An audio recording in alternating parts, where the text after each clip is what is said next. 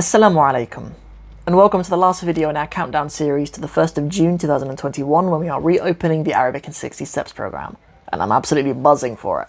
So what we're doing in this one is something that broke my heart recently actually when I saw this. So I recently marked a student's exam, final exam for the Arabic in 60 Steps program, and students need 80% in that exam to pass, and a student just passed. The student just passed, okay? But there was a mistake that was made consistently throughout it. And if he had corrected this, then he would have got maybe the highest mark that I've ever given. Maybe would have got high 90s. I've never given 100% in the exam. Well, I haven't yet, but I would. And it broke my heart, really. He passed. Alhamdulillah, he passed. Like, it would have been much worse if this had been the reason that he failed by 1 mark or something. He still passed even without it. But the thing that hurt my feelings the most was that it was quite an early step. The mistake that came is something that we cover in step 12 of the program. So it must have even just been something that the student glossed over, or maybe got out of practice with a particular thing or something. But here's what it is anyway. So remembering to use a mansoob verb after n. Okay, remembering to use a mansoob verb after n. What does that mean? Well, what that means is that usually the verb that comes after it will end in a fatha. Okay, so for example, like a present tense verb would usually be, for example, let's use, yusafiru, right? He travels, yusafiru. But if it was after n, it would have to be yusafira. Yusafira. Yusafira. We need to put a fatha on the end because of n, right? That's the rule most of the time. Students slip up on that.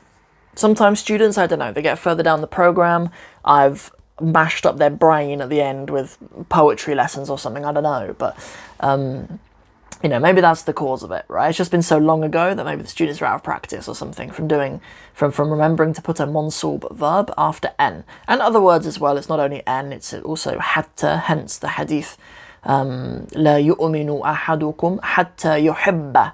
So after hatta, we don't say yuhibbu. We don't say until he loves. We say hatta yuhibba for until he loves after hatta. So hatta behaves the same as an, and there are other words that do as well. Li'an, li'kay, and whatever. Good.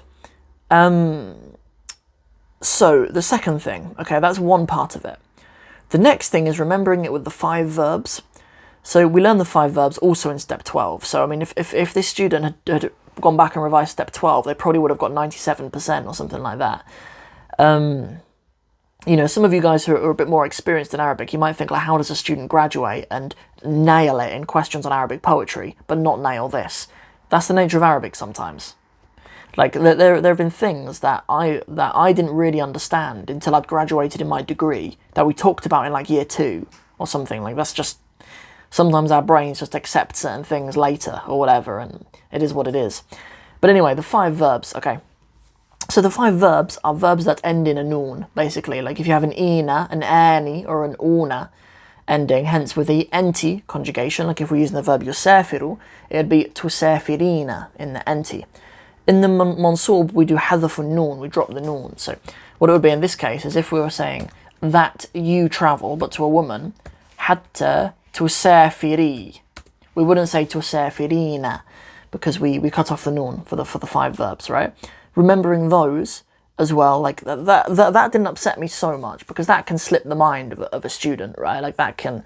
In fact, I remember doing an essay in my 3rd year of my degree and making that mistake. Like I actually remember it in my head coming to plural verbs using the hum conjugation, so saying that they travel. It wasn't with the verb travel, but I'm just keeping it consistent for this. So I was like, yusafiru, yusafiruna, and I was like, I know that I need to make this mansoob because of n, but I was like, there's already a fatha on the end of yusafiruna, so let's just leave it as yusafiruna. I remember thinking, like, how does what's ilamatul nasbi in this case? Like, what's the symbol of it being nasb? Being mansoob in this case, and I just left it as a fatha, because if it was the singular, it'd be hatta yusafira. You'd put a fatha on the end. But so I remember having done 3 years of Arabic full time at degree level and still making, and I made that error. I remember in an essay that I wrote from one of my lecturers. So I can see how that can be done, but yeah. Anyways, so those are the issues, right? Remembering a mansub verb after using an specifically. An seems to be more common. Like it's so useful. I mean, like especially for you guys who have learned other languages before. Like if you've ever learned French or Spanish, saying things like "I want to eat," right? Like you've learned to eat. Obviously, in Spanish is comer, right? So like if you're saying "I want to eat," quiero comerlo. If you want to eat it, for example, right? You can just use the infinitive. Like that's the verb you know. That's in the dictionary, and it's the easiest thing to find, and it's so easy to do a structure like that. But in Arabic, if you want to say "I want," you know, one of the ways that we do this, one of the most common ways, is saying "Uridu an." You know, in this case, it would need to be "Usafira." Usafira. I want that I travel. I want that I travel. Whereas like with French and Spanish and, you know, other European languages, it's so easy to say to travel.